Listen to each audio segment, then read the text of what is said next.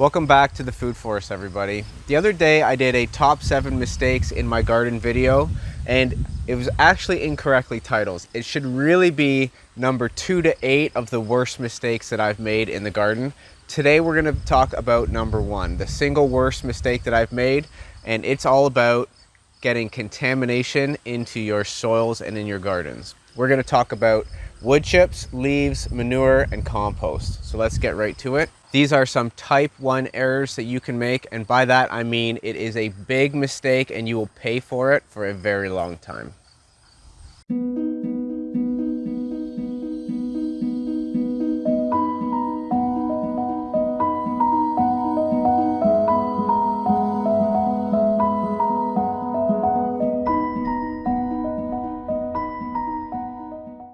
So we're standing right now in my sad space. Anyone who's been watching the channel for the last year or so, you know that I've transitioned my annual garden from my Old Man Walking Trail lower area up into this backyard spot here for a few reasons. It's full sun and it's closer access. It's somewhere that I can get to more easily. Now, we had sheet mulched this area a long time ago. In fact, if you look at my original sheet mulching guide, it's one of the first videos I ever did. It's when I sheet mulched this specific area. And the mistake that I made was that I got horse manure just from anyone, and I didn't ask anything about what they fed their horses. Unfortunately, I'm convinced that the horses were fed hay that was sprayed with a herbicide with an active ingredient called Aminopyralid. Now, before we get into the Aminopyralids, I want to quickly talk about some other potential contaminants that you can get in other things besides horse manure. And one of the most commonly asked questions I get is, do I have to be worried about bringing contamination home with wood chips? For the most part, I think the answer is don't worry about this for a couple of reasons. First off is that most forests aren't sprayed with herbicides or any kind of synthetic chemical like that. Now, if you're getting your wood chips from an orchard, that might be a concern, but for the most part, most of your source of your wood chips is going to be arborists that are clear cutting for power utility companies. The municipal wood chip lot, if you're getting it from there, not a concern. The second thing that people might be concerned with would be naturally occurring chemicals. So the two main ones would be something like the antifungal agents that are inside cedar and black locust. For those, I don't think it's a concern at all because it just inhibits the saprophytes from attacking that particular piece of wood. It's not going to depress the whole fungal area around your whole garden. I wouldn't personally go get a wood chips of exclusively cedar, but if it's mixed in with stuff, I don't worry about it. The second would be juglone. Now, juglone is a chemical that's in a species of trees called juglands, and it's a naturally occurring chemical that suppresses the growth of everything else around it to allow the juglands tree to thrive. For the most part, the juglone is concentrated in the husks of the shells and the leaves and the soft bark.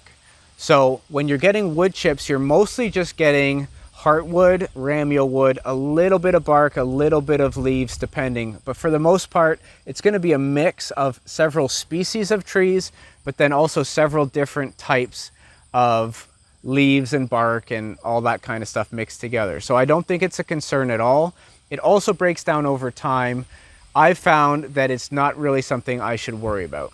At the same time, if I went to the wood chip pile and I saw tons and tons and tons of black walnut leaves in there, I saw evidence of black walnut husks in there, I certainly wouldn't get the wood chips for that week, and I'd come back after someone had worked down the pile and a new shipment was brought in.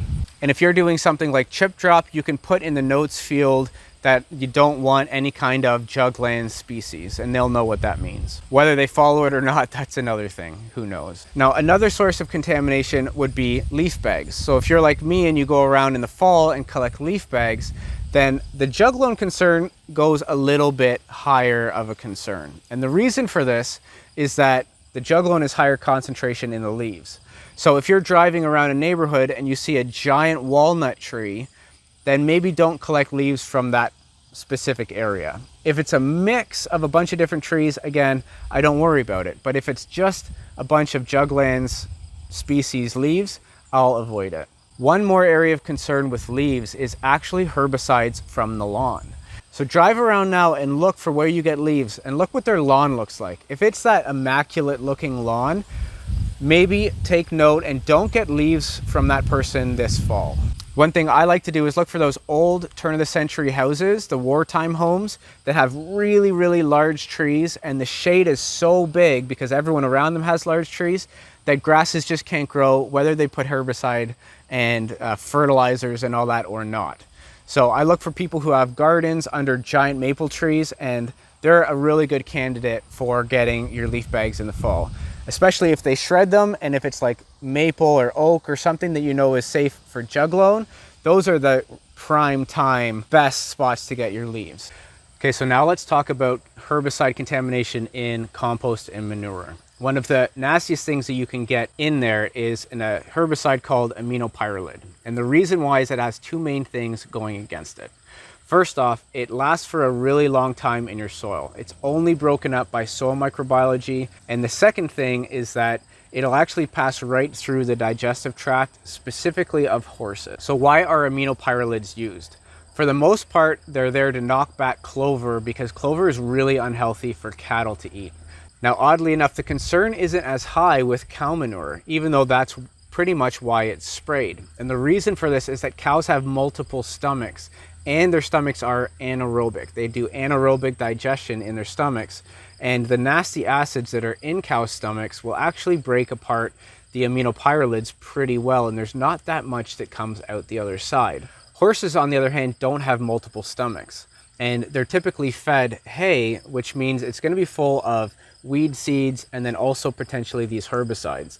And both the weed seeds and the herbicides will pretty much go right through the horse and come out into the horse manure. So it's really important when you get horse manure to get aged manure and to get manure that's well broken down. With aminopyralids, it's even more of a concern because the only way these are broken down is by soil microbiology that either exists in your garden or in your compost pile. I'm going on year 3 of this garden, and I'm still seeing signs of aminopyralid contamination. We'll go and we'll talk about what that looks like, and then we'll also talk about things that you can do to fix the problem. Now, telltale signs of this herbicide are that you'll get curling of leaves, kind of like this right here, and you'll get yellowing of leaves and stunted growth. That's kind of what you're looking for. And you can see specifically stuff like beans, peppers, tomatoes, potatoes, they'll do really, really bad under this herbicide, but actually things in the brassica family like kales will actually do fairly well. And this last winter, my kales in this area were massive and huge and very productive. This year in this area, I planted tomatoes, potatoes, beans, peppers, and pretty much all the things that do really bad for these aminopyralids. And this whole entire area was completely dead. So if you have an area that you suspect to be contaminated with aminopyralids, then consider not growing any kind of bean plant there, any kind of selenium plant there, so potatoes, tomatoes, peppers, any kind of asteraceae, so stuff like asters themselves and lettuces, those won't do really well under aminopyralids, but you could consider instead growing brassicas. Stuff like kale will do really well, or it'll at least do okay in that area. Now, as far as a long-term solution for a contaminated area, really the only thing that you're going to be able to do is time, or if you wanted to scrape back all of that soil, put it in compost, get it cooking and hot again, and get that microbial life going, then that can help as well. I also suspect that biochar, if you put that into your compost piles, it'll also do a decent job because it kind of sucks up and attracts anything. It's known as a detoxifier agent in your body. It's why you see things like charcoal pills in health food stores. It's like a giant magnet that sucks everything towards it. So if you have aminopyralids in your compost or horse manure, I think if you mix in biochar into it, it'll help absorb those and keep them bound up and locked inside the char. But I have no scientific evidence to support that fact. I just think logically it makes sense. Now let's talk about preventative measures you can take. First off is go talk to the people where you're getting your horse manure from and see if they have fields that they actually know where the hay for their horses is coming from. And then you can talk to those field owners and ask if they spray with any kind of herbicides. That's the only way that you'll know whether or not you're contaminated or not. And you're also going to be going off of their word of mouth.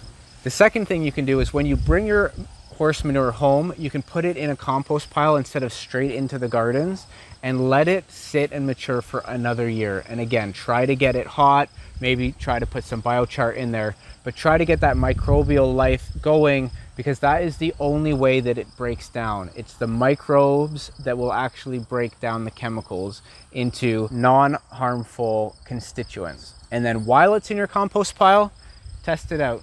Even though I said, planting crops in my compost was a mistake, if you're using it for scientific information purposes, maybe planting some beans, tomatoes, peppers in your compost pile the year that it's not going into your garden yet, it'll give you information that you can tell, am I contaminated with aminopyralids, before you take that critical step.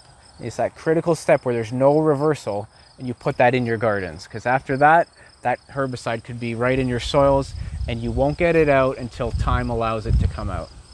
So thanks for watching, everybody. I hope you learned something from this.